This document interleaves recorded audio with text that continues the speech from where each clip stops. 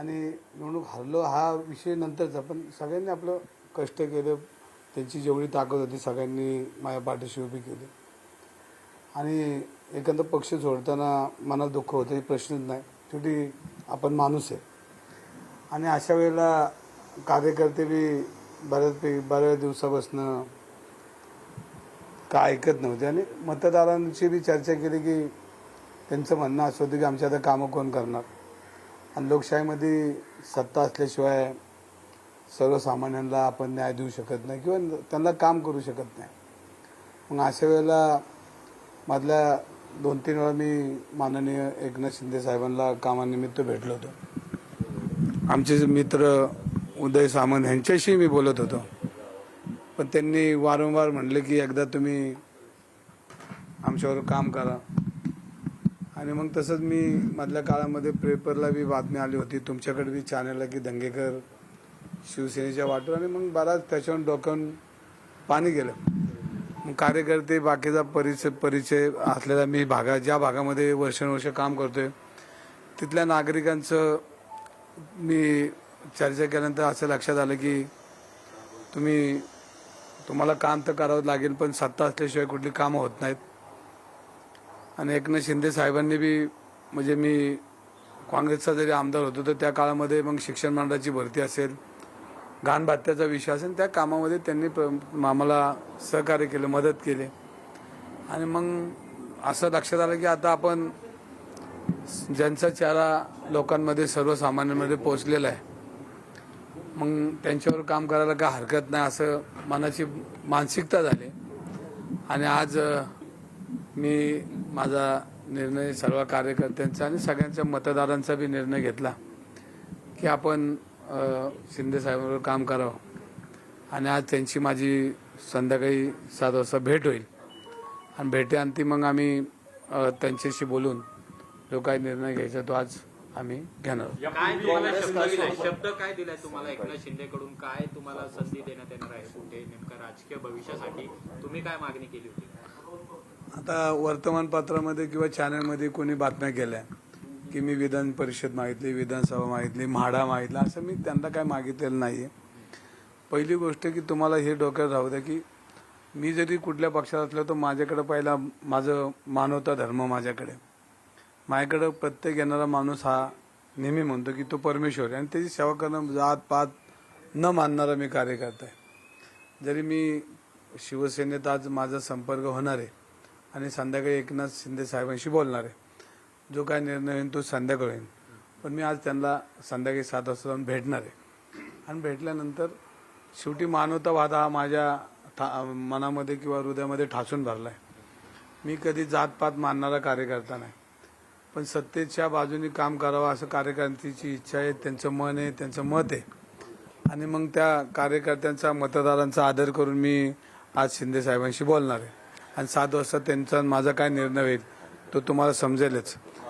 यापूर्वी शिंदेसोबत तुमचं प्राथमिक काहीतरी बोलणं झालं असेल तर काय बोलणं झालं होतं, काय म्हणाले तुम्हाला? नाही, तुम्हाला बी माहिती आहे की सामंत साहेब असतील, शिंदे साहेब असतील, त्यांनी तर शिंदे साहेबांनी प्रेस पुढे की यांनी आमच्याकडे आले तर आम्हाला आनंदच होईल.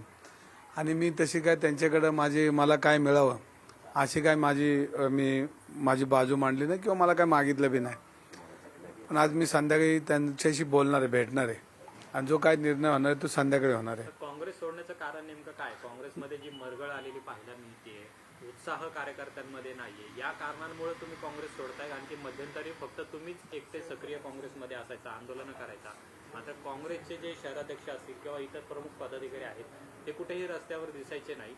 या सगळ्याला कंटाळून तुम्ही काँग्रेस पक्ष सोडताय? आम्ही पहिल्यांदाच काँग्रेस पक्षाच्या सर्व पदाधिकाऱ्यांचे, कार्यकर्त्यांचे, मतदारांचे मनापासून आभार मानतो. आणि ते काय मानणं, शेवटी आपण जरी कुठली विचारधारा असली तरी शेवटी मानवतावाद आपल्याकडे आहे. मानवतावादामध्ये जो माणूस आपल्या समोर येईल त्याला काम करणं आपलं कर्तव्य, हे मानणारा मी पूर्वीपासून कार्यकर्ता आहे.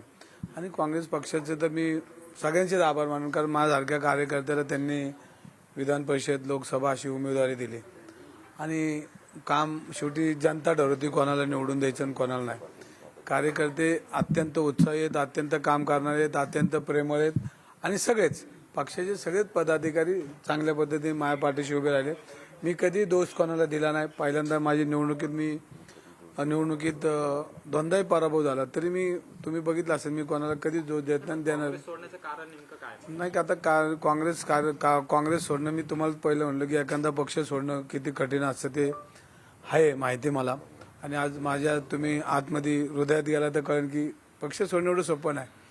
परंतु कार्यकर्ते आणि मतदार जो माझा आहे, माझ्या पट्ट्यातला, माझ्या परिसरातला, यांच्याशी चर्चा केल्यानंतर तो निर्णय, मोठा कठीण निर्णय आज घ्यायची वेळ आली. पण अजून 7 वाजता अजून शिंदे साहेबांशी मला बोलायचं आहे. भरपूर पर्याय होते तुमच्या समोर. समजा काँग्रेस सोडताना अनेक राष्ट्रीय पक्ष आहेत, मग एकनाथ शिंदेची शिवसेना का निवडली, त्याचं तरी काय कारण?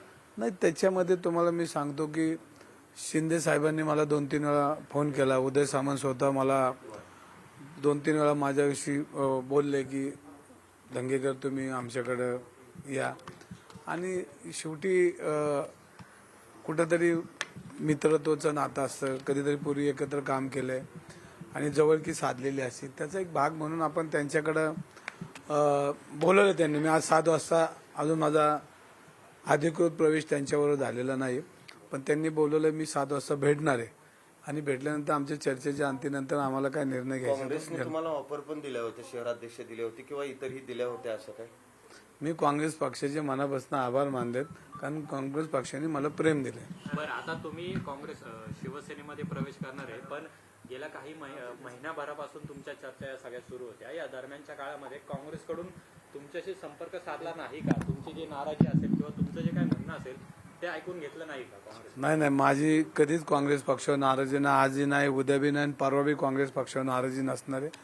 कारण मला त्यांनी भरपूर दिले आणि काँग्रेस पक्षाचा मतदार असेल, विचाराचा मतदान असेल, मग राष्ट्रवादी पवारसाहेब असतील, उद्धवसाहेब ठाकरे असतील, सगळ्यांच्या कार्यकर्त्यांनी मला सहकार्य केलं, मदत केली. पण एक राजकारणामध्ये कार्यकर्त्यांच्या बी भावना जवळनं बघितल्यात, मतदारांच्याही भावना जवळनं बघितल्यात आणि शेवटी कार्यकर्त्यांच्या बाजूने काम करायचं म्हणलं तर कुठंतरी त्यांचा विचार केला पाहिजे. आणि त्या विचाराच्या भावनेतून मी आज भेटणार आहे आणि 7 वाजता आमचा काय निर्णय शिंदे साहेबांशी बोलून जो काय निर्णय घ्यायचा तो 7 वाजता घ्या. पण खरं तर तुम्ही जाताना कुठल्या पक्षामध्ये एखादा काय विचार करतो, तुम्हाला कुठली ऑफर दिली किंवा काय आहे, विधान परिषद जाणार किंवा इतर काही तुम्ही मागणी केली किंवा काय? मी काँग्रेस पक्षांमध्ये जेव्हा गेलो होतो त्यावेळेला बी मी कुठली ऑफर घेऊन गेलो नव्हतो. त्यांनी मला दिलं ना. शेवटी जर मी काम केलं तर देतील, नाही दिलं तर नाही देणार. शिंदेच्या शिवसेनेतले आताचे जे शहरातले पदाधिकारी आहेत, नेते आहेत, त्यांच्यासोबत काही बोलणं झालं? त्यांची काही नाराजी? नाही, नाराजी असतं नसतं माझं त्यांचं काय बांधायला बांधत नाही, कोणाचंच बांधायला बांधणार. नाराजी माझी कोणावर नसणार. उमेदवार झालो की नाराजी होती, अजून उमेदवारच कुठं झालो नाही. उमेदवारी झाल्यावर नाराजी होती, मित्र तुटले जातात, महत्त्व कमी होतं आणि त्याचं काय नसतं. तसं राजकारणामध्ये कोण कोणाचा दोस्त आणि दुश्मन हरले दिवस राहत नाही. आणि जरी मी कुठल्याही पक्षात काम करतो, माझे मित्र सगळ्याच पक्षात आहेत. स्वराज्य संस्था निवडणूक आहे, ज्या लोकसभा विधानसभा संपली, दंगेकर का जात आहेत हा एक मोठा प्रश्न आहे सगळ्यांना. नाही, विषय बघा, मला तर काय कॉर्पोरेशन निवडणूक लढवायची नाही. आणि आता तसं म्हणलं तर मी 35 वर्ष या राजकारणामध्ये कायम नगरसेवक, आमदार आणि सत्तेत कायम काम केलेलं आहे. मी सत्ता जवळनं बघितलेला कार्यकर्ता आहे मी, पण सत्तेचा लाभ कधी मला मिळाला नाही. काय विरोधी पक्षात लढलो आणि आजही लढायची तेवढी तयारी माझ्याकडे आहे. शेवटी राजकारणात तुम्हाला कोण फुलं टाकणार नाही. सगळ्यांना स्पर्धात एकमेकाच्या डोक्यावर सगळे पाय ठेवूनच वरती जातात. पण तेव्हा मित्राचे दुश्मन कधी होतात ते कळतच नाही. म्हणून मी म्हणलं की काँग्रेस पक्ष असेल, सगळ्यांचं असेल तर काँग्रेस पक्षाचे सगळे मित्र आहेत आणि सगळे आपले प्रचंड आपलं प्रेम आहे. आणि आजही काँग्रेस पक्षातले अनेक कार्यकर्ते भेटत आहेत आणि भावनिक चर्चा होती. आज खेळा पण लावलाय तुम्ही भगवत आणि एकनाथ शिंदे लावतात तसाच हा कपाळाला खेळ आहे, तोच सेम रंग आहे. रोज लावता का आजच लावता? नाही आजच देतो, याच्या अगोदर आपण नाही पाहिलं, मी पण नाही पाहिलं. आता तुम्हाला मी सांगतो, माझ्या रील्स बघा आणि त्या रीलमध्ये जर नसेल तर मग मला हा प्रश्न विचारा. दुसरं म्हणजे रवींद्र दंगेकर हे पुण्यातले एक आक्रमक नेते म्हणून ओळखले जातात. आंदोलनामध्ये तुम्ही सक्रिय असता. ज्या काही घटना पुणे शहरामध्ये घडतात, राज्यभरामध्ये घडतात, त्याच्या विरोधात तुम्ही आवाज उठवता. पण आता तुम्ही सत्ताधारी पक्षामध्ये सहभागी होणार आहे, तर यापुढेही अशाच पद्धतीचा आवाज उठवणार आहात का, की सरकारची बाजू तुम्ही आता यापुढे मांडणार की गृहमंत्री चांगले आहेत, मंत्री चांगले आहेत आणखी कालपर्यंत तुम्ही गृहमंत्र्यांवर सुद्धा टीका करत होता, जो काही प्रकार पुण्यामध्ये घडलेला आहे. तर तुमची जी भूमिका असणार आहे ती यापुढे सुद्धा अशीच आक्रमक असणार आहे का सत्तेच्या बाजूने असणार? ज्या मर्यादा येतील आपसूकपणे सर्वसामान्यांना डोळ्यासमोर ठेवून मी गेल्या 35 वर्षामध्ये सामाजिक राजकीय जीवनात काम केलं. जिथं चुकीचं असेल तिथं चूक बोलायचं तेवढा अधिकार मला लोकशाहीने दिलाय. आणि जर तिथं चुकीचं असेल तिथं त्याच पद्धतीने आज जे बोलतो ते उद्या तेच बोलल. कारण शेवटी सरकारमध्ये असलो किंवा सरकारच्या बाजूने असलो तरी आपली बांधिलकी जनतेची, आपली बांधिलकी महाराष्ट्रातल्या लोकांची, आपली बांधिलकी सर्वसामान्यांची. ज्याच्या अन्न येईल त्याच्या बाजूने आपण तुम्हाला दिसेल.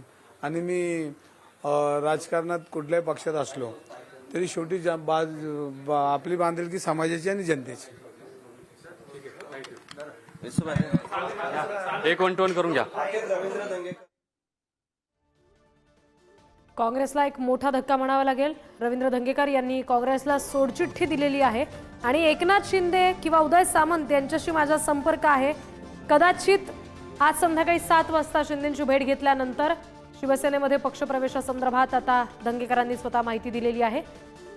नुकतंच ते माध्यमांशी बोलत होते.